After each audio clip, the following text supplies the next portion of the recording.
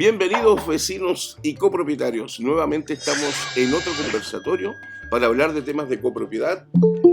En estos momentos estamos reunidos con algunos amigos, administradores, miembros de comité de administración y personas que se relacionan con el mundo de la copropiedad para hablar del siguiente tema: las facultades que tienen los miembros del comité de administración, además, qué requisitos deben cumplir y, ojo, qué puede llegar a pasar si usted no le pone coto a algunas situaciones ahora que va a entrar en vigor la ley Karim.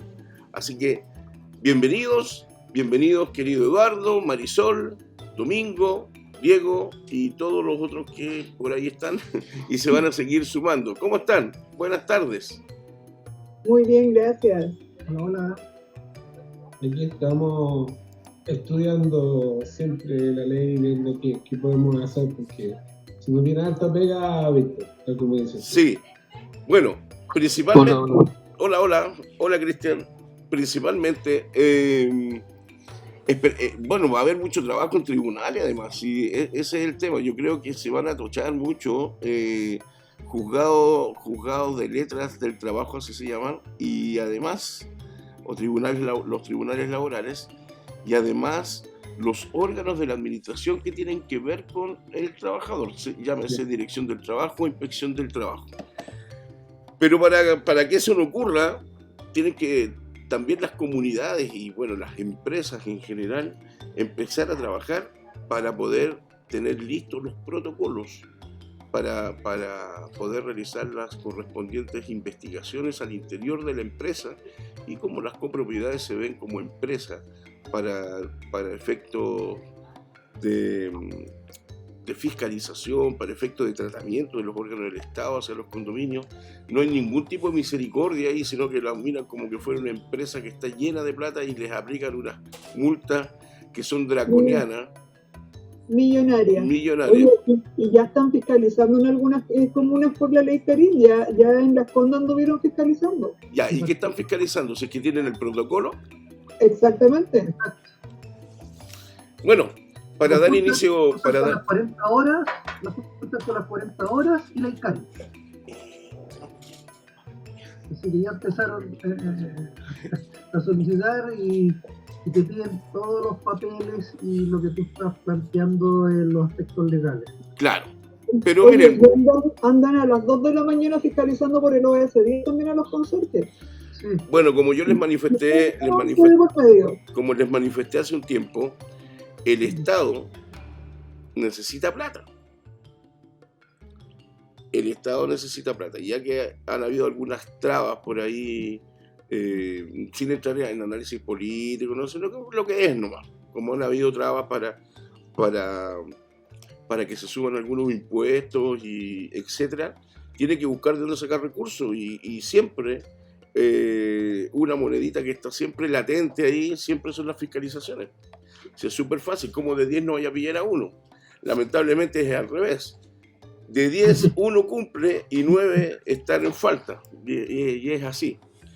Para comenzar entonces esta jornada, esta horita que nosotros nos damos para conversar de copropiedad, es importante primero que nos enfoquemos en lo que son los miembros del comité de administración. Nosotros sabemos que la administración en los condominios es un tridente. Tenemos 3 patas fundamentales. La primera, que son todos los vecinos reunidos en asamblea. La segunda, que son un grupo de vecinos que elige la asamblea y le entrega una facultad, o sea que es una facultad delegada. Le entregan una facultad para que ellos puedan administrar. Pero como es muy difícil que los vecinos se pongan de acuerdo para administrar, salvo algunos condominios que son poquititos. Yo he atendido condominios que son 4 departamentos, entonces ahí es más fácil. Salvo en aquellas situaciones, pueden administrar los mismos presidentes del comité de administración. Y que, ojo, igual la ley los obliga a cumplir lo señalado en el decreto ley número 5. Y esto es que tienen que estar o acreditados o tienen que haber realizado el curso de administración. Podemos distinguir este tridente de administración. Tenemos que también definir las facultades que tiene cada uno. Y las facultades están dadas en la misma ley. Y otras por un poco por costumbre. Acá los administradores que llevan años administrando saben perfectamente qué puede y qué no puede hacer un comité de administración. Saben perfectamente las facultades que tiene el presidente, que son distintas a las facultades que él tiene como presidente ejerciendo el cargo a la que tienen los otros miembros. La nueva ley de copropiedad sacó esta distinción de cargos, solamente distingue al presidente del comité de administración y todos los otros, que pueden ser 2 más, 4 más o 6 más. Recordemos que pueden ser 3, 5, 7 y así la cantidad que puedan y quieran, siempre la condición es que sean impares. La condición es que puedan ellos, a través de este número de vecinos, poder darle gobernabilidad al edificio. Don Eduardo, usted que tiene harta experiencia, Marisol también quiero escucharlo al respecto. ¿Cómo se da esa relación entre el administrador y el comité de administración? Yo creo que depende de los egos de cada cual. Hay presidentes o miembros del comité que tienen el ego demasiado grande y ellos quieren pasar por sobre el administrador y se arrogan responsabilidades y facultades que no tienen, y lamentablemente al hacerlo cometen errores porque no tienen los conocimientos necesarios y incurren en errores que pueden traer consecuencias graves para la comunidad, multas, etcétera, aparte de que al romper la línea de mando desautorizan al administrador y después cuando el administrador quiere llamar a terreno a los trabajadores no lo toman en cuenta. Entonces es muy complicada y se enrarece el clima laboral y es muy difícil trabajar en esos condominios y hay que llevar al comité en vez de los trabajadores, hay que llevarlos a terreno y decirles, oigan, a ver, pues si ustedes van a administrar, perfecto, quédense ustedes con la administración en el fondo y yo me hago un lado, porque si ustedes cometen esos errores, al final, si yo me quedo, la ley me va a castigar a mí, me va a traer problemas a mí, no a ustedes. Porque quien tiene la responsabilidad de los trabajadores somos nosotros los administradores, ante la ley. Entonces, por mucho que lo contrate, yo misma hago los contratos de los trabajadores por una razón bien simple. Se supone que los miembros del comité duran 3 años, por lo tanto duran mucho más que el administrador. Entonces yo hago firmar los contratos a los presidentes del comité en representación del condominio. Pero quien lleva toda la responsabilidad ante la Dirección de Trabajo, Impuesto Interno, etcétera, soy yo como administrador igual. Y yo soy la que tengo que llevar la relación con los trabajadores. Entonces, no puede haber 2 cabezas. El presidente del comité tiene que hablar conmigo y yo con los trabajadores. No que estén, porque si no es un despelote que al final se complica todo y no vamos para ninguna parte. Pero no solamente eso, sino que se rompen principios básicos de administración en general. Yo eso lo enseñaba a mis alumnos en la universidad. Uno puede tener 3, 5, 7 jefes, porque hasta ellos mismos empiezan a ver por cuál es la cuota de poder de cada miembro del comité. Y hay gente que les hace muy mal. O sea, hay gente que se les va la cabeza y no entienden que hay que cuidar las formas, hay que hacer las cosas bien, hay que ajustarse a lo que dice la ley y además tener la experiencia de cómo actúa la DT en determinado caso, cómo actúa OS10 en otra cosa, cómo actúa el MIMBU. Cada uno de esos son cosas que son años de experiencia. Aquí no es que una persona salga y diga yo de la noche a la mañana voy a ser administrador y esta cosa va a caminar derechito. Los comités se meten y no entienden que su rol, según la ley, es controlar al administrador, no competir contra el administrador a ver quién hace, porque creen a veces que tienen mayor experiencia, pero tienen experiencia en una sola cosa. La carrera de administración en Chile no existe. Y es difícil porque, claro, puedes saber de leyes, puedes saber de administración, puedes saber de finanzas, pero a eso súmale mantenciones, electricidad y una serie de cosas que esa carrera no hay. Y aparte, es distinto trabajar con trabajadores que son dependientes de la comunidad y con contratistas que son independientes y que tú tienes que relacionarte con ellos y son distintos los tratos. Exacto. Así es. Y esa relación hay que tenerla súper clara, y además que los administradores también deben tener claro su rol ético y su rol de empresa. O sea, hasta dónde yo le digo al comité, señores, muchas gracias, continúen ustedes, porque yo me he encontrado con administradores que se les paga un sueldo, pero no hacen los gastos comunes, no hacen los pedidos de materiales, no supervisan, porque el mismo comité los excluyó de eso. Sí. Pero el día que quede la embarrada, ¿a quién van a citar? Al administrador. Uno tiene que decir, señores, muchas gracias, pero si ustedes quieren, asúmala con todo lo que dice la ley, con todas las responsabilidades de este. El trabajo va a haber, pero ustedes tienen que hacer eso. Es sencillo, hacer compras y hacer las cosas y después quedarse escondidos. Dentro de mis asesorías legales, uno de de las consultas que más me hacen los miembros del comité de administración y me manifiestan que están cansadísimos de llevar ellos la administración. Entonces yo les digo, pero ¿por qué la llevan ustedes? Si ustedes tienen una administración, ustedes su rol es fiscalizar y acordar algunos puntos específicos que se tenga que trabajar en el edificio, pero la administración no es de ustedes. No, pero es que si no lo hacemos nosotros, el administrador siempre anda como 3 semanas más atrasado. Ah, esa es otra cosa. Entonces va a tener que hablar con el administrador.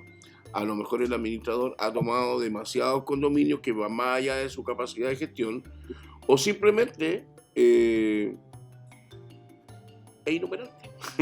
Es inoperante, no sabe. O sea, pero ofrece, Víctor, muchas administraciones ofrecen más de lo que pueden hacer. Y un buen administrador sabe lo que puede ofrecer y lo que va a cumplir.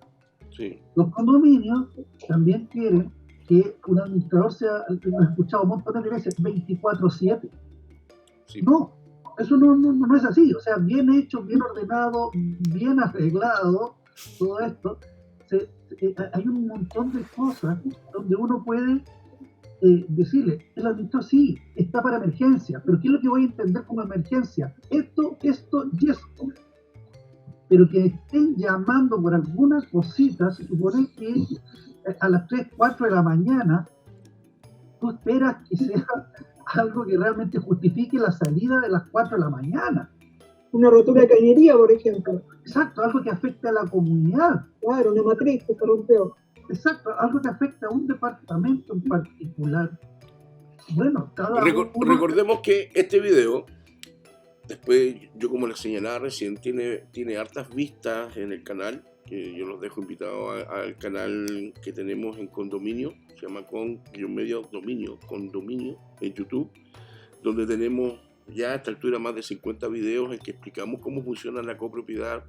Hay videos cortos y otros más largos, hay videos como estos en que desarrollamos temas con gente que vive a diario lo que ocurre en una copropiedad y que son bastante interesantes. Entonces ustedes los pueden revisar ahí. Y como generalmente lo revisan personas que pueden ser miembros del comité de administración, no solamente administradores, dejemos claro que los administradores que están hablando acá no lo hacen de mala onda, sino que estamos tratando de entregar la información de cuáles son las facultades que tendrían los vecinos cuando asumen un cargo de miembros del comité de administración. Y es importante... Sí, dame un segundito. Y es importante que tengan la siguiente claridad. Que no se deben transformar en patrones de fondo. Que yo entiendo que cuando tú cruzas la vereda desde ser parte de la asamblea a ser parte del comité de administración, las cosas ya no se ven con la misma óptica, porque ya no te da lo mismo que tus vecinos no paguen los gastos comunes o las obligaciones económicas, porque la administración del condominio, para que eso pueda andar, también depende de tu gestión, y la gestión obviamente del administrador. pero hay forma y forma de hacer las cosas, hay forma y forma de decir las cosas, y yo creo que la empatía es súper importante para los miembros del comité de administración, más incluso que la del administrador, porque el administrador, en términos generales, es una persona externa que se le paga porque este buque no se hunda y se mantenga a flote, y ojalá que pueda caminar a la plusvalía, pueda caminar a tener mejores juegos para los niños, a tener una piscina impecable siempre, que no se tenga que cerrar 6 meses al año porque le falta mantención, etc. Don Domingo, cuénteme. Sí, lo que pasa es que yo siento que aquí hay una cuestión que es muy importante y que tiene que ver con el desarrollo de las competencias en el aspecto formacional. Porque a mí me toca ver comités, conozco un caso en particular que no voy a detallar, pero el presidente del comité está casi todos los días en la oficina de la administradora. Y va todos los días sola. Todos los días algo tiene que decirle y pasa por su oficina 15 minutos, 20 minutos, a veces más. Y me atrevería a decir que muchas veces mucho más. Entonces, hay un tema respecto de cómo yo entiendo mis límites. Sí. Es decir, a mí me ha tocado ver administradores que me dicen, las mismas asesorías que presto yo, me dicen, mira, necesito tal y cual. Perfecto, ¿tienes más cotización? No, me dicen si lo hacía yo. Yo les informo y ya firmo. Y por el otro lado, te encuentras con que tienes un comité que quiere hacer todo y el administrador es como una figura semi-decorativa. Completando un poco lo que se está diciendo recién, creo que hay que tener muy claro, sobre todo en los comités, la diferencia entre lo urgente y lo importante. Exacto. Eso es como lo que te puede ordenar un poco de todas estas cosas. Porque se supone que si un administrador bueno se preocupa de capacitar al personal, como dicen, para pagar los regadores, tienen que estar preparados para hacer eso. O responder ante un corte de luz, o responder a cualquier emergencia de las cuales uno sí lo ha capacitado. O sea, me he encontrado con que se ha cortado la luz de una comuna y le echan la culpa al administrador. O sea, ojalá tuviera alguien tanto poder. Entonces, los comités hay que educarlos, hay que enseñarles. Sí. Y eso es un trabajo con habilidades blandas, ir enseñándoles, sobre todo aquellos que tenemos experiencia en las dos veredas. Y eso es lo que se va haciendo, porque muchas veces quieren hacer muchas cosas, pero hay una limitante principal que son los recursos. Quieren que no se suban los gastos comunes, pero hay que arreglar todo. Eso no se puede. Estas ideas yo las he rescatado desde la ley. Por ejemplo, la más importante es la representación en la asamblea, es la representación de la asamblea en todas las facultades, excepto aquellas que son materias de asamblea extraordinaria. Estamos hablando del comité de administración, no nos olvidemos. Señala la ley que el principal órgano de administración, ¿cuál es? Es la asamblea de vecinos, y esto le delegan una facultad a los miembros del comité. Entonces, la principal facultad que ellos tienen es que representan a la asamblea, y los representan en todas aquellas cosas que no son materia de una asamblea extraordinaria. ¿Se entiende? Para entender esto, pescamos el artículo 15 de la ley. Y en el número 1 señala todas las facultades de las asambleas ordinarias. Generalmente esas facultades las tiene la administración. Llámese comité de administración también. Pero cuando hablamos del 15 número 2, 15 número 3, ya nos referimos a facultades que son solamente de las asambleas extraordinarias. Entonces son solamente facultades de todos los vecinos reunidos en asamblea. Por ejemplo, y acá hay un pequeño vacío. Y yo se los pregunto, ¿el comité de administración puede sacar a un administrador? Sí. ¿Sí? ¿Qué dicen los demás? De hecho, la ley dice que dura mientras tenga la confianza del comité. se pierde la confianza del comité. De la asamblea. Por eso pregunto. Es que es de la asamblea ordinaria, en el fondo. Por lo tanto, es del comité. Bien, por ahí va el raciocinio jurídico que a mí me ha tocado a veces cuando doy orientación y está muy quemado con un administrador y el comité no sabe cómo sacarlo. Yo les digo, si están todos contestes de forma unánime en que hay que sacarlo, es facultad del comité de administración. Si está peleada la cosa, yo ahí lo tiraría en una asamblea ordinaria, para cumplir con lo que señala la ley, que el 18. Ahora, lo que yo estoy haciendo es dejar esa facultad escrita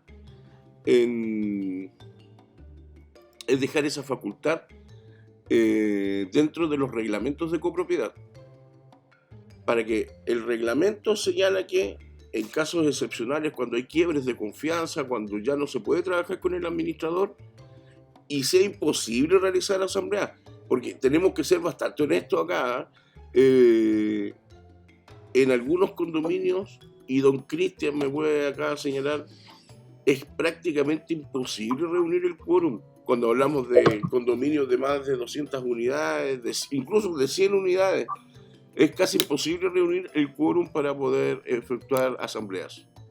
Sí, porque nunca se han juntado los quórum igual. Bueno, además porque la administración tampoco hace algo como para que la gente vaya también. También le pone prohibiciones, pero eso. Sí, pues bueno, y vamos a desarrollar más adelante, porque igual hay salidas legales para eso, vamos a desarrollar más adelante algunas digamos, prácticas que son todas legales para poder reunir el quórum necesario o solicitar al juzgado de policía local que a través del artículo 654 del Código de Procedimiento Civil los pueda convocar a una asamblea de copropietarios, ¿ya? Oye, pero, Víctor, hubo hace poquito un administrador, no me acuerdo si del grupo de administradores y proveedores o el otro, que decía que un juez de policía local les dijo, no, nosotros no tenemos por qué hacer nada, ustedes tienen que ver cómo se la arreglan, no podemos obligar a la gente a participar en los quórums, ustedes ven cómo se la arreglan para llegar al quórum. Sería interesante saber de qué juzgado de policía local es, porque habría que hacer ahí un reclamo. De Santiago. De Santiago era. Le decía que nosotros la denuncia que hicimos, también pusimos eso de que el juzgado pusiera un interventor y que citara asamblea sin que se cumpliera el quórum. A lo que es la conciliación, bueno, los abogados que ellos mandaron dijeron que no, que se tenía que hacer con quórum y que no querían interventuar. Pues bueno, acá estamos esperando que el juez ¿cómo se llama? Dicte la sentencia y ya la próxima semana vamos a ver y preguntar, si no, a ver qué reacciones tomar. Sí. Las que van a que tomar. Bueno, sí. Ya, acá vamos para cerrar la letra A. Efectivamente, lo que señalaba recién, cuando se encuentran las relaciones quebradas del comité de administración con el administrador y el comité necesita removerlo, no necesariamente tiene que hacerlo en asamblea. ¿Por qué? Porque si nosotros nos vamos al artículo 15, partiendo de la premisa de que son materias de asamblea todas aquellas que se encuentran en el artículo 15, número 2 y 3, y en el número 1 se encuentra la designación del administrador. Letra C dice designación, remoción del administrador. Entonces estaría dentro de las facultades del comité de administración. Muy bien su raciocinio, Marisol, se ganó una carita feliz. Gracias. Como otras facultades del comité de administración tenemos la aplicación de las multas contempladas en el reglamento de copropiedad inmobiliaria.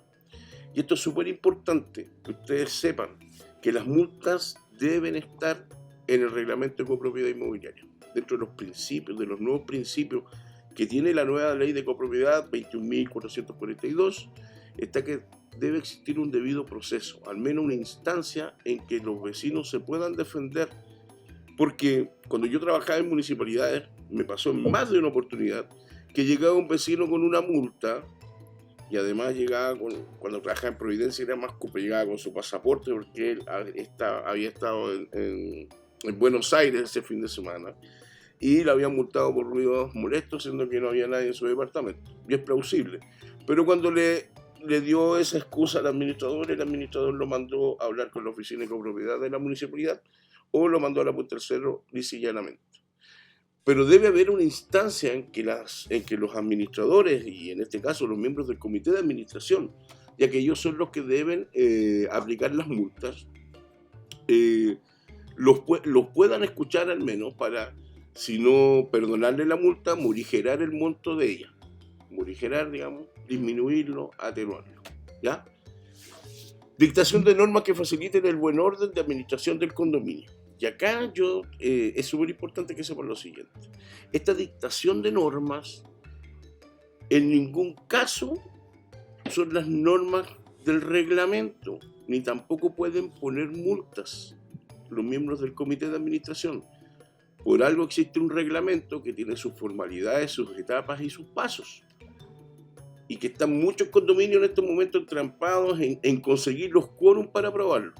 Imagínense que para aprobar un reglamento, el legislador nos pide tener un quórum, que ciertas materias se pueden tocar, con prevención de no transgredir ciertos tratados, como los tratados del niño, el tratado de los adultos mayores, en fin, la ley de tenerse responsable de animales, la ley de no discriminación arbitraria, en fin, hay una serie de normativas que uno también tiene que, mientras va haciendo este tejido de normativa interna, tiene que tener también mucho cuidado en no cometer esos errores. Menos podrían los miembros del comité hacer una serie de restricciones y hacer una normativa que vaya con multa más encima, porque para que tengan efecto legal, recuerden que los reglamentos tienen que ser inscritos en el Conservador de Bienes Raíces, en el libro de prohibiciones, en el libro de hipoteca, de gravámenes, prohibiciones e interdicciones. O sea, ¿por qué? Porque es una limitante al dominio. Y acá también ese tema es muy interesante desde el punto de vista legal. Va a ser una lata ese video, pero yo también los quería invitar a futuro, cuando uno quisiera especializarse más, para que ustedes como administradores tengan las respuestas precisas, con conocimiento, para que sepan ustedes por qué el reglamento tiene que, por ejemplo, le puede salir un vecino parado, ¿y por qué tengo que hacerle caso al reglamento si el departamento es mío? Yo en el departamento hago lo que quiero. El derecho de dominio es uno de los derechos más exacerbados en nuestra Constitución. Entonces yo puedo usar, gozar y disponer. ¿Y cuál sería la respuesta de ustedes como administrador? Déjame terminar la idea. Mientras no moleste al vecino. ¿Pero por qué? Porque están los derechos del vecino también, ahí están las limitaciones. Usted llega hasta donde empieza el vecino y la ley dice que tiene que respetar a los vecinos y todos sus derechos. La respuesta ahí, ¿sabes cuál es? Porque existe un reglamento de copropiedad que a usted le limita ese dominio. Y la limitan. Cuando el reglamento te lo diga, porque hay cosas hay reglamentos que no dicen todo lo que tienen que decir. Me acabo de encontrar con un condominio que no tiene ninguna multa en el reglamento. Bueno, las prohibiciones me las manda al tiro el juzgado. Bueno, les recomiendo que al final de este video usted me mande un correo, me manda el reglamento, yo le mando una cotización y lo veo. Pero por supuesto. Te pongo, Víctor, un ejemplo doloroso. A mí me pasó para la época de la pandemia. ¿Ya? Es que no pude recibir visitas. Entonces era como, perdón, no está prohibido. A ver, para. Como dice mi viejo, a ver, espérate un batuco. ¿Quién me prohibió recibir una visita? No, es que estamos en pandemia. ¿Y a mí qué, compadre? ¿Por qué razón tú, mayordomo, te atribuyes el derecho de cerrarle el paso a mis hijos, sobrinos y a quien sea que venga a mi casa? Ya, pero ahí citaste un caso bastante extremo, vos, Domingo, porque además estábamos en un estado de excepción constitucional. ¿Tú te acuerdas que para la pandemia fue el terror lo que pasó con los edificios? Porque sí. Más encima, los administradores no estaban considerados como una actitud, o sea, una actividad casi como estratégica. Entonces tú te acuerdas que hubo toda una pelea porque los administradores tenían que pedir pases para los conserjes todos los días. Fue un drama, fue espantoso. Pero sí, efectivamente, yo insisto, todo esto pasa por la educación. Yo creo que toda persona que compra un departamento y vive en un edificio debiera dar una suerte de prueba, y no es broma. Mira, fíjate que cuando tú te incorporas a un trabajo, ¿qué es lo que te dice el decreto 40? Que se te deben informar convenientemente y oportunamente los peligros propios de la actividad, que es lo que conocen como la charla ODI. Oye, ¿y dónde se le enseña a los propietarios o a los residentes de un edificio cuáles son sus límites, cuáles son sus atribuciones? Entonces ahí te encuentras con esa señora que va y le dice al muchacho del aseo: oiga, usted tiene que venir acá. No, porque yo soy residente y yo pago gastos comunes y bla, bla, bla. Entonces usted me tiene que hacer caso. Eso pasa mucho. Entonces claramente hay un tema de que la gente no entiende cuáles son sus límites, cuáles son sus atribuciones y qué dice la ley, hasta dónde la ley me puede detener a mí. Si fue súper complejo el caso que se produjo en Providencia, una señora que le dijeron: usted no puede tener perrito. Pero la señora, claro, que fue el caso que dio después paso a esto, y que la señora dijo: no me pueden restringir tener un perro. Bueno, el gran laboratorio previo a la promulgación de la ley de copropiedad, y fue como la prueba de fuego, digamos, fue la pandemia. ¿Por qué? Porque normalmente las personas salían en la mañana, trabajaban todo el día, llegaban en la noche, y así la vida en copropiedad es re fácil, porque tú estás con pocas personas y el administrador no sufre tanto porque la gente no está en el departamento. Pero en pandemia, en que tuvimos que estar todos recluidos en nuestras respectivas comunidades y estar todo el día ahí con un vecino que arriba quería taladrar, con otro que tocaba música abajo, con las personas que querían caminar por las áreas comunes y estaba prohibido, ahí se dieron cuenta que era necesario poner un poquitito más de atención en esta ley que estaba... para vender y sobrevivir. Sí, recuerden ¿Qué caso? No, y recuerda que había todo un tema con la tenencia de animales. O sea, antiguamente los administradores podían ser amo y señor y decidir si es que una mascota podía ingresar o no podía ingresar a un condominio. Le damos la bienvenida. Yo veo a Francis Guevara. ¿Viste? Francis Guevara mandó un corazón como agradecimiento. Don Edgardo, doña Gema, Gretel, Johnny, Pablo Soto, la señora Gretel Toman también me saludo. Vilma Roa.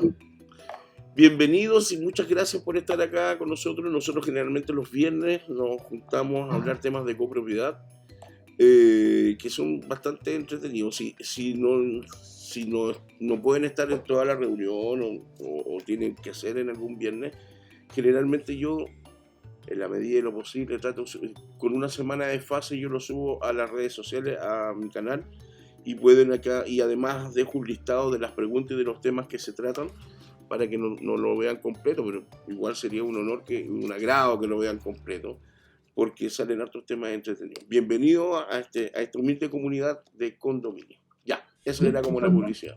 Y si tienen alguna consulta, además, duda, sí, aprovechen. Inmediatamente aprovechar la experiencia de mucha gente que ya ha vivido eso y tratar de encontrar algunas soluciones dentro del dolor que puedan estar sufriendo. O sea, retomando un poco y siendo no tan dispersos en lo que había indicado Marisol, muchos reglamentos de hace 20 años y más tienen prohibiciones que la ley dice expresamente que ya no se puede hacer. O sea, todavía hay reglamentos que te prohíben tener una mascota.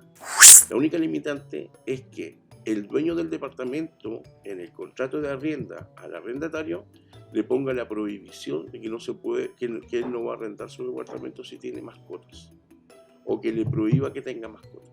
¿Por qué? Porque nuevamente llegamos al derecho de dominio. El dueño puede usar, gozar y disponer, y él puede poner esa limitación. No así, si queda abierta la posibilidad, el administrador no puede limitar la posibilidad de que esa persona ingrese una mascota a su departamento o unidad. Don Cristian, cuéntenos.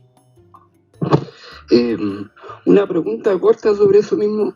Lo que pasa es que acá, en varios departamentos de los 4 edificios que hay, pasa que de repente los vecinos dejan, por ejemplo, a su mascota en el balcón todo el día y están muertos de frío, lo mismo en el verano, todo el día muertos de calor, entonces los perros lloran y eso es igual, es como un maltrato. Entonces en ese caso, ¿qué se puede hacer? ¿Qué pueden hacer tanto los vecinos como vecinos o el comité o la administración? El administrador o el vecino que es afectado, lo primero que yo haría es bajaría la ordenanza municipal de tenencia responsable de animales, que todas las municipalidades están obligadas a tener una ordenanza, y en esa ordenanza generalmente ellos tipifican como maltrato animal dejarlo solo muchas horas o dejarlo solo a la intemperie, o que cuando los animalitos lloran todo el día también es una falta. Porque como en tu condominio, Cristian, aún no han actualizado el reglamento de copropiedad inmobiliaria, es difícil que tenga una sanción para ello. Pero ahí tú, a través de la ordenanza municipal y la ley 21.020, que es la ley de tenencia responsable de animales, si le pegas una lectura veloz, me parece el artículo 10 en adelante, ya empieza a sancionar y a tipificar ciertas conductas que son reprochables y son descuidos del dueño que se tipifican como violentas para el animalito. ¿Quién más levantó la manito? Francis. Hola, buenas noches a todos. Hola. Mira, para agregar un poquito en base a lo que consultaron, nosotros teníamos un caso así acá en el condominio y lo que hicimos fueron 2 cosas. La primera, grabamos como residentes, porque se veía al perrito, se veía desde el balcón. Grabamos como en 3 ocasiones. Y hay una aplicación que se llama SoSafe, no sé si la ubican. Sí. Y por ahí pedimos como ayuda, si queríamos como una ayuda más inmediata. Gracias a Dios, en esa oportunidad se acercó Paz Ciudadana. Nosotros estamos ubicados en Conchalí. Se acercó Paz Ciudadana y pues les conversaron a la familia, les advirtieron que eso no se podía hacer, todos los artículos de la ley Cholito se los dejaron claros, y que pues si eso seguía pasando, pues el vecino podía acercarse, el vecino afectado o los vecinos afectados podían acercarse al juzgado policial para poder pues colocar la denuncia, y pues corrían el riesgo de que multas y que le quitaran a su perrito. Gracias a Dios, bueno, no llegamos hasta el juzgado policial porque ellos entendieron, y hasta hoy día ya no lo han vuelto a hacer. Pero eso fue una de las cosas que pudimos hacer para atención inmediata. Muy bien, sí, pues, así hay que hacerlo. Yo señalé el juzgado policial local porque, bueno, no todos los municipios funcionan igual y va a depender también de qué municipalidad, en qué territorio tú estás para una pronta, rápida y certera solución al problema tenga. Pues es muy posible, por ejemplo, que si hay algún vecino acá que es de un condominio que queda en un sector rural, problemas de este tipo en realidad ni siquiera casi ocurren, porque escuchar a un perrito ladrar todo el día en un condominio que son de parcelas a grado no tiene mayor incidencia, a menos que tú veas que el perrito está amarrado y está colgando y está sufriendo. Pero aún así, tal vez la respuesta municipal no va a ser tan inmediata como si tú lo ves esto en Las Condes, Providencia o en municipalidades que tienen unidades especializadas para el tratamiento de mascotas, unidades especializadas en copropiedad, etc. ¿Se cruza la normativa de seguridad con la normativa de tenencia responsable referente, por ejemplo, a animales de razas peligrosas? Lo que pasa es que, en el tema de la copropiedad inmobiliaria convergen muchos elementos. Tanto así que te voy a dar un ejemplo que es la consulta que a mí me hace día por día el administrador. Domingo, ¿debo tener un extintor en todos los pisos. Entonces, el gran problema que tenemos a nivel de legisladores, tema conversado con don Víctor, que nos falta compartir un par de mocachinos para analizarlo más en extenso, es que las leyes en el ámbito de la copropiedad están llenas de vacíos. Porque efectivamente tú tienes una ley, Cholito. Ahora yo te pregunto, ¿debiese la ley prohibir el ingreso de cualquier animal a un ascensor sin bozal? Me da lo mismo que sea un chihuahua o que sea un dogo argentino o un pitbull. Debiera prohibirlo, porque resulta que viene la señora en una guaguita, en brazos, que tiene meses de vida, y entra la vecina que tiene un perrito Yorkshire que es una máquina de meter bulla, y los subes a las dos al mismo tiempo al ascensor. No es justo. Entonces alguien va a decir, pero es que mi perrito no le molesta a nadie. Entonces, hay un tema de, por ejemplo, yo el otro día estaba haciendo una ronda, una noche en un edificio, estamos haciendo una inspección de seguridad, viendo justamente el edificio de noche, que no es lo mismo que hacer una inspección de día, porque había que ver la falta de iluminación en los espacios comunes como elemento puntual, y había una señora que tenía un perro que se le tiraba a todo el mundo, y el perro era súper juguetón, pero juguetón entre comillas. Entonces, ¿cuál es el punto? Pero, disculpa, un perro juguetón si bota a un anciano puede ser un gran problema, y si se fractura una cadera, todos sabemos. Entonces, ese es un ejemplo regalón. El perrito que tiene, no sé, 6 meses, que es un perrito nuevo, pero que tiene así cada pata y se paró y botó una bolita. Claro. La bolita se quebró la cadera. Entonces, ¿qué es lo peor? Que esto puede terminar en un conato, puede terminar con el dueño demandado. Con el hijo de esta señora bajando al departamento de la familia que tiene el perrito y agarrarle la puerta. O sea, hay una cantidad de cosas que pueden pasar después que enormes. Mira, siempre las comunidades tienen sus complejidades, así que todo día trae su afán, ya te van a llegar comunidades que van a querer seguir arrancando. Como dice un muy buen amigo mío, los administradores los reciben como a Jesús cuando llegó a Jerusalén, con bendiciones y palmas, y a los 3 meses lo están crucificando. Sí, lamentablemente eso pasa. Pero lo importante es poder resucitar y renacer en un nuevo desafío y aprender de los errores cometidos. No obstante, todo lo que usted dijo, Vilma, yo le encuentro toda la razón. Pero yo acá también, justo con lo que dijo, usted señalaba que, claro, la experiencia es importante más allá de la ley. Sí, yo lo puedo digerir. Eso es válido en muchas cosas.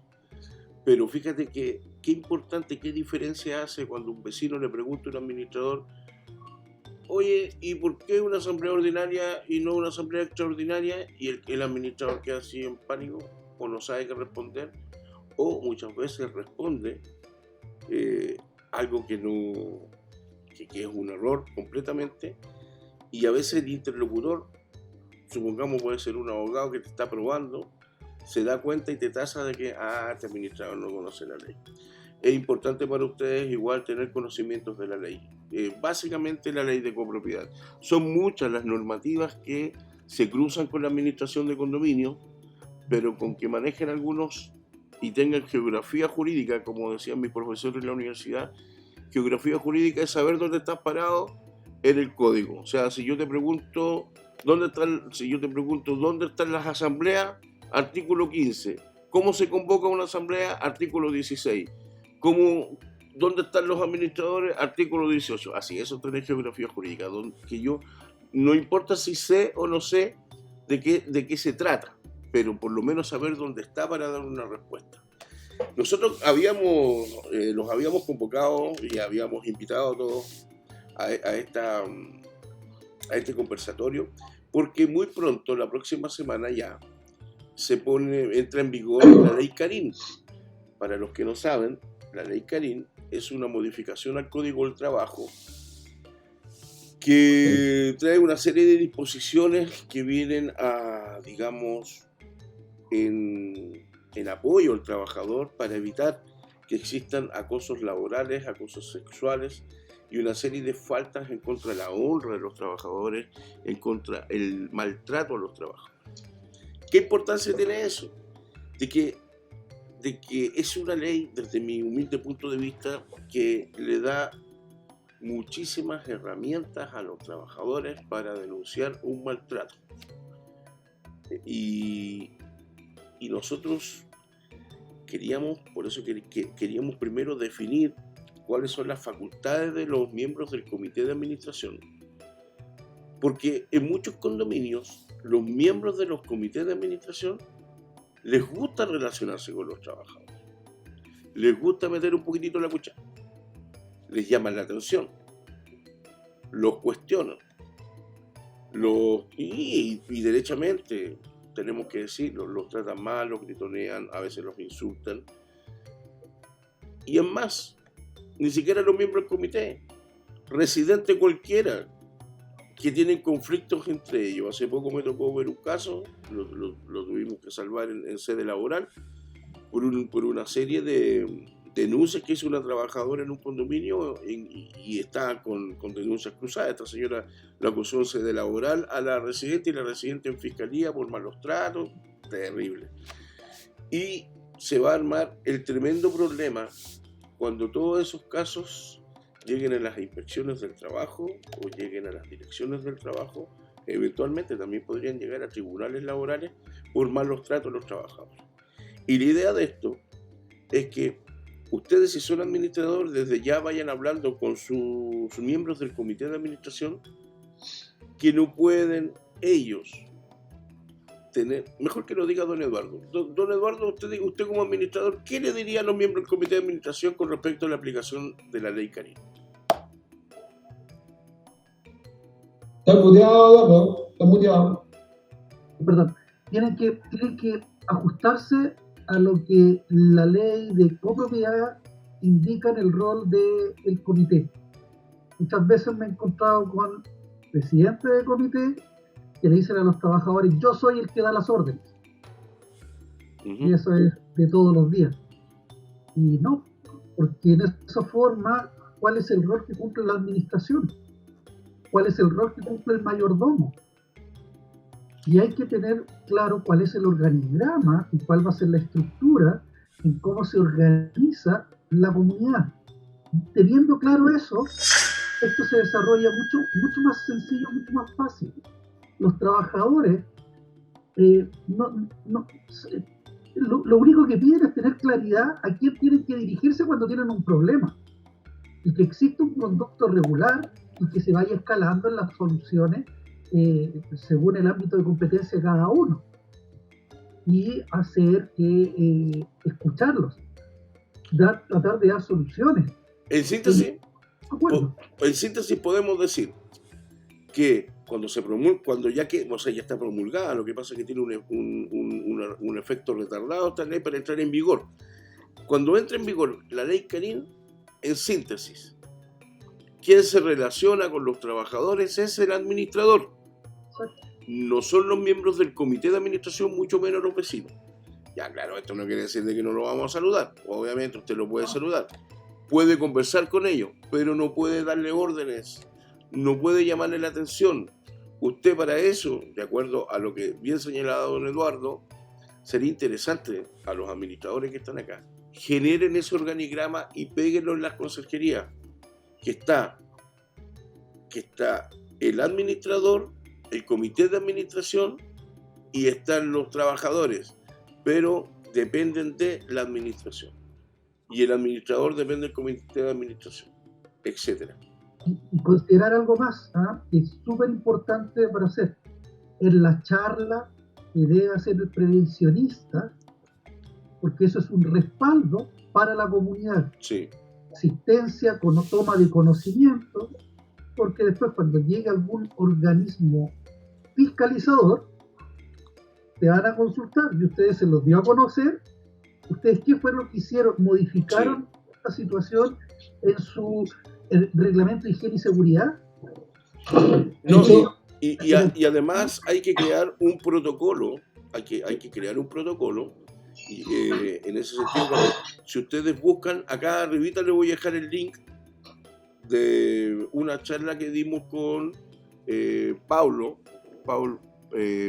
Paso, un colega mío, abogado especialista en derecho laboral y además en derechos fundamentales de los trabajadores, y nos vino a dar un repasito de esto, y yo los invito para que revisen ese video, que tiene que existir un protocolo para poder llevar estos casos cuando se denuncia, y así ustedes evitan que esa denuncia caiga en la dirección del trabajo, en la inspección del trabajo, y la puedan manejar ustedes internamente. Con esto no quiero decir de que al manejarla internamente le vamos a quitar importancia o vamos a tratar de truncar las cosas, sino que para que ustedes le den más rapidez que lo que pueda tener allá. Vamos a hacer mucho esfuerzo en generar protocolos, en modificar los reglamentos, en sacar reglamento interno, en poner multas, y la gente no los lee. ¿Es verdad?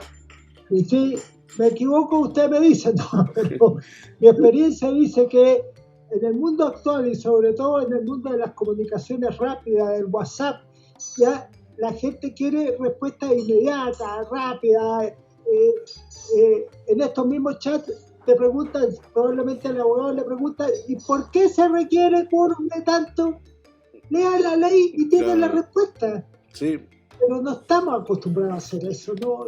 Ya estamos reseteados, somos otro tipo de ser humano que, que eran mis papás. ¿Cuál es la definición de acoso laboral según el decreto 21? Y aquí es donde nos cae el sayo. Dice, se entiende, el acoso laboral se entiende por tal toda conducta que constituya agresión. Oiga, usted es flojo, usted es chascón, usted es desordenado, porque no se la pega, porque está hediondo, porque no se baña, porque no se... etcétera. Comentario del residente, que lo he visto muchas veces. Hostigamiento ejercida por el empleador o por más de una persona trabajadora en contra de una u otras personas trabajadoras por cualquier medio, ya sea que se manifieste una sola vez en forma reiterada y que tenga como resultado para él o los afectados el menoscabo, maltrato y humillación. Pero acá me quiero detener. Se entiende por tal toda conducta que constituye agresión o hostigamiento ejercida por el empleador. Entonces mi pregunta, Víctor, es, si yo soy residente del edificio y le digo al conserje que es un cochino, que es un flojo, un incompetente, etcétera, etcétera, etcétera, ¿yo soy el empleador? De alguna manera, sí. Y ya no se ha hecho la bajada a piso, pero en lo simple, ¿quién es el empleador de Don Lucho? El empleador de Don Lucho es la comunidad, claro, representada en esta entelequia que es el comité. Pero, ¿acaso el residente no es también parte de este ser medio difuso que es el empleador? Entonces, si alguien, y aquí se puede sentar la jurisprudencia, y Víctor no me lo podrá confirmar, que la jurisprudencia no es más que el criterio final que se toma de la sumatoria de las sentencias, dictámenes, veredictos, etcétera, etcétera, etcétera. ¿Qué va a pasar si un juez dice, mire, es que el residente del edificio humilló públicamente a tal o cual persona y como él está representado en el comité, de alguna manera, también es el empleador? Entonces, ¿saben qué es lo que va a pasar?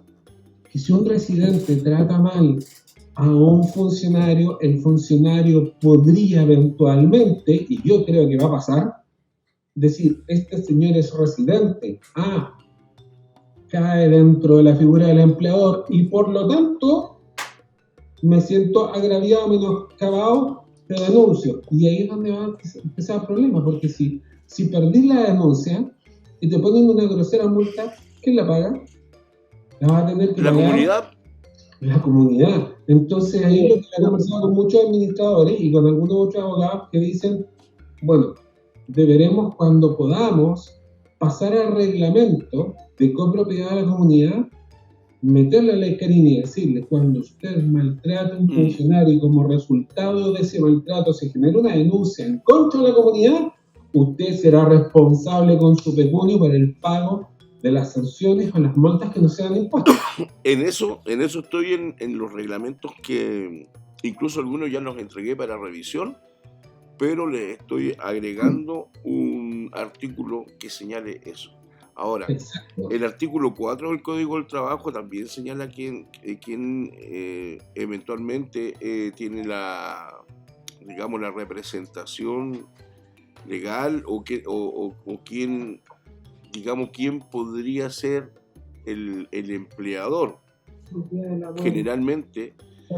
Generalmente esto está entregado al administrador y lo dice el código, pero habría que ver, como tú dices, cómo se comportan los tribunales al analizar esto. Hay que esperar las primeras sentencias. Víctor, yo ahí tengo un matiz sobre lo que se acaba de señalar. Diga. Y el matiz es el siguiente. Vámonos al caso de un supermercado. Uh-huh. Hay un cajero que es maltratado por un cliente. Es distinto. Déjame terminar. Regla número 1 del diálogo, deja terminar el contrato. ¿Ya? Trata mal a un supermercado. No, al cajero. Al cajero. Evidentemente que el cliente no es empleado. Eso no es tema de discusión. Sin embargo, sí es obligación del patrón tomar las precauciones para que ese cliente no actúe de manera violenta contra el cajero. Y para ese efecto, para ese efecto, con esto termino, un residente de un condominio, un arrendatario de un condominio, un copropietario de un condominio vendría a ser equivalente a un cliente de supermercado. No aplica en ese caso. Lo que pasa es que el mismo protocolo establece 3 figuras: la del acoso sexual, la del acoso laboral y la de la violencia en el trabajo. Y la violencia en el trabajo es ejercida por personas que no son necesariamente el empleador, pero que se relacionan con el trabajador en condición de clientes, usuarios o proveedores. Entonces, este análisis yo lo hice con otra abogada, también experta en derecho laboral, y me decía, cuando es el cliente el que agrede al cajero, ahí se aplica súper al callo esta definición de violencia en el trabajo. Sin embargo, cuando es un residente, el residente es parte de la organización. No estoy de acuerdo con eso. Es parte de la organización, y ahí es donde se genera la diferencia. Yo no estoy de acuerdo con ese criterio y con ese señor abogado. En mi opinión, el representante legal es el administrador. Por arriba del administrador, el comité de administración, que es el que, comillas, supervisa la labor que hace el administrador. Por eso, don Edgar... Un residente, porque si siguiéramos el criterio que tiene el abogado que tú solicitaste, entonces, ¿con qué ropa voy yo y le digo a un residente que no puede darle instrucciones a un determinado al personal de aseo? Porque, pero si el empleador paga 5 lucas del sueldo de este caballero. No, es distinto, porque la naturaleza del servicio que te presta la administración es completamente distinta a la naturaleza del servicio que te presta el supermercado. El supermercado tiene un negocio y vende y lucra. La comunidad no lucra, pero sigue siendo una organización, en tanto dispone de medios, una jerarquía de funciones, etc. Sin embargo, en su forma más profunda, es totalmente distinto. Además, piensa tú que cada copropietario es dueño de una porción de esa comunidad. Figura que no se da con la persona que compra en un supermercado. Punto 1. Punto 2. El cliente no es dueño del supermercado. Claro. El tipo que ¿Qué pasa en los edificios que se arrienda por semana? ¿Perdón? El arrendatario que arrienda por semana en un edificio, ¿qué pasa? ¿Qué pasa? ¿Con qué? Es que ahí tú esa responsabilidad se la derivas al dueño del departamento, se la podrías traspasar. Pero como te digo, la figura del cliente versus la figura del residente del edificio son totalmente distintas, por lo mismo que te explicaba Víctor. A mí me pasó, antes de que saliera lo de la ley Karim, una situación, o sea, 2 situaciones que, digamos, yo no sé si las supe llevar bien, pero en ese momento no tenía de hecho, ni conocía lo que se estaba tratando sobre el tema de la ley Karim. Pero me surgió, por ejemplo, de una persona que fue a entregar una encomienda la cual no quería acatar los protocolos que se tenían en la comunidad de ingreso. Entonces, de muy mala forma, agredió al conserje, primero verbal, y después se metió en la conserjería, y como este conserje usa una muleta, la vio ahí, y con la muleta lo amenazó para pegarle. Obviamente se hizo llamado a carabineros, nunca llegaron, pero algo había que hacer en ese momento.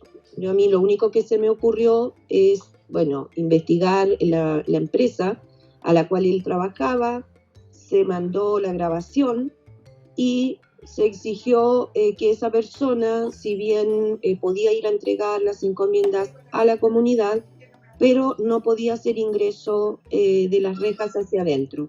O sea, esa persona tenía que llamar a la persona que tenía que entregar la encomienda y el residente acercarse y buscarla, pero no ingresar a la comunidad. No sé si eso era legal, si no era legal, pero en ese momento no se tenía como un argumento.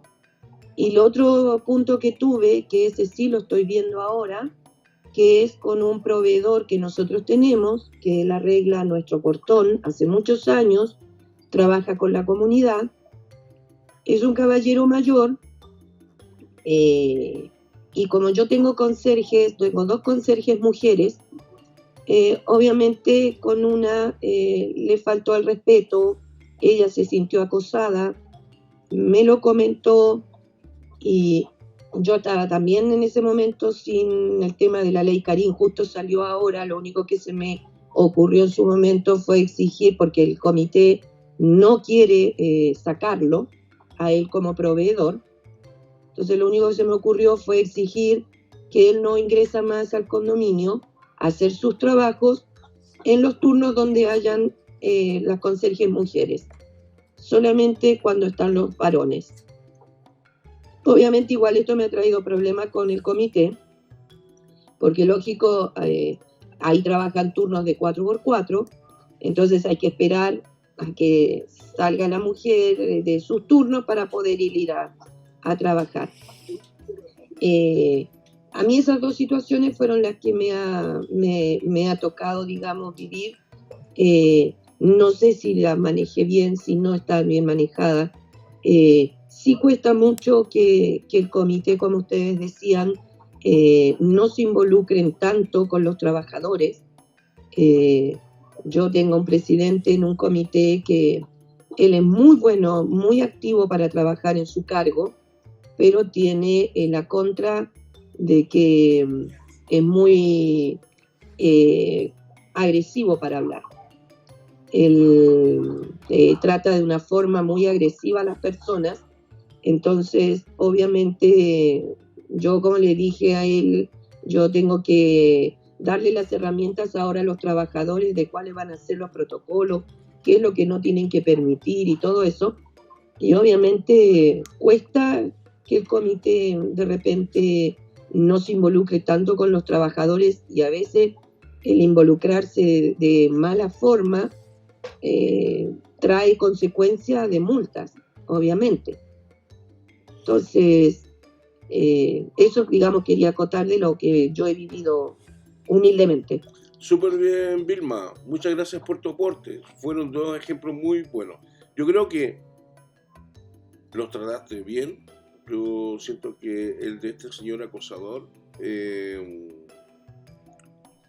fue bien tratado, considerando que es un tercero ajeno, y el condominio, como es un recinto privado, se reservará el derecho de dejar entrar a aquellas personas que la administración considere que no van a producir un daño. Y acá estuviste, yo creo, súper bien. Bienvenida, Marisol. ¿Cómo está? Bien, ya más tranquila, ya no tengo ningún contratito más y todo, así que estamos tranquilas. Liliana levantó la mano, perdón, Vilma. Liliana creo que levantó la mano también. Ah, sí. Ay, Cristian, yo a Cristian le dije que me esperara un ratito. Don Cristian. Sí, hola, no sé, cortito. Es que con respecto a lo que estaba hablando el prevencionista, que se me olvidó el nombre. Domingo. Don Edgar, Y a lo que ustedes dijeron al principio del video, usted y don Eduardo, que por ejemplo ustedes dicen, ya, el administrador es como el jefe o el que va a darle la directriz al personal. Pero si estamos viendo que las multas, en caso de esto que están hablando, se las va a llevar el residente o el comité o la comunidad, en ese caso, al menos el presidente del comité debería ser como el mandante de los trabajadores y no el administrador, porque el administrador al final es una empresa externa a la comunidad. No. Ahí existe otra figura, y está el comité, además está mandatado por la ley de copropiedad para hacer otra figura. O sea, tiene otras funciones, digamos. Pero, por ejemplo, acá dicen en los reglamentos que el comité es el mandante, aunque el mandante acá es la administración, pero el comité es el mandante. Sí, pero la responsabilidad del mandante se configura de otra forma. O sea, ¿qué es lo que dice Eduardo? Existe una figura con una atribución o una responsabilidad puntual, o dicho de manera más simple. Esto es como que venga el señor Horst Polman, entre un jumbo y le diga al jefe de local, pásale estas 20 botellas de Coca-Cola a mi amigo Alberto. Él será el dueño del jumbo, pero organizacionalmente el jefe del local es el que dice qué productos entran y qué productos salen, indistintamente que él sea el dueño de la empresa. Pero una cosa es que sea el dueño de la empresa y otra cosa es que sea el dueño de todos los elementos físicos y materiales que estén dentro de la instalación de la empresa, ¿se entiende? Entonces, el comité no puede venir y darle órdenes tengo un caso súper dramático, como el que en un edificio un comité le dijo al administrador, ¿sabe qué? Esa sala donde los conserjes almuerzan ya no va a ser más para ellos, sino que la vamos a utilizar para otra cosa. Entonces vino el administrador y le dijo, no, pues que tú no puedes dejar a la gente sin un lugar para comer. No, porque coman ahí, si total, para eso pueden comer, el conserje por un edificio chiquitito. La persona del aseo iba 2 horas en la mañana, recogía tacho y chao, no es que tenía permanencia. Y le dijo, total, el conserje puede almorzar ahí del mesón. Entonces, ¿qué fue lo que pasó? Yo le dije, oye, decreto 594, tiene que haber un lugar para que las personas almuercen que sea separado del lugar de su faena. Si tú haces lo contrario, es que el comité me está presionando. No. El comité o la presidenta del comité te puede estar presionando, pero existe un elemento legal. Tú no puedes ceder una presión de una persona solamente porque esta persona es presidente del comité. Tú tienes un marco legal y a partir de ese marco legal tú dices, ojo, yo no le puedo quitar el lugar del comedor. Bueno, vecinos y copropietarios, felices de haber compartido con ustedes que es un gran tema. Sin duda vamos a tener que profundizar porque no quedan todas las cosas claras y porque quedan muchas aristas fuera, porque los temas de copropiedad y la casuística que se da en cada condominio es edificio por edificio. Cada edificio tiene su tema, cada edificio tiene su historia y necesitamos, para comprender y aplicar la ley, comprender un poco más de esas historias y de todo lo que en ello ocurre. Los queremos dejar invitados para un próximo capítulo en que vamos a hablar de otros temas de interés. Por ahí algo avisoramos, yo encontré que es importante hablar de algunas cosas que tocamos acá, profundizarlas y que vamos a tocar prontamente. Yo me despido, mis queridos contertulios, queridos amigos Eduardo, Marisol, Domingo, don Johnny, y así cada uno, don Cristian, que siempre nos acompaña, y todos los que, no alcanzo a ver los nombres acá, pero les agradezco. Les voy a mandar después el link para que ustedes puedan ver y ojalá dejen sus comentarios, lo puedan compartir.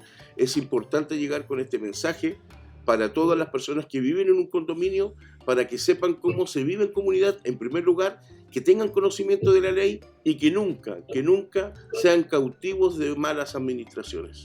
Hasta pronto.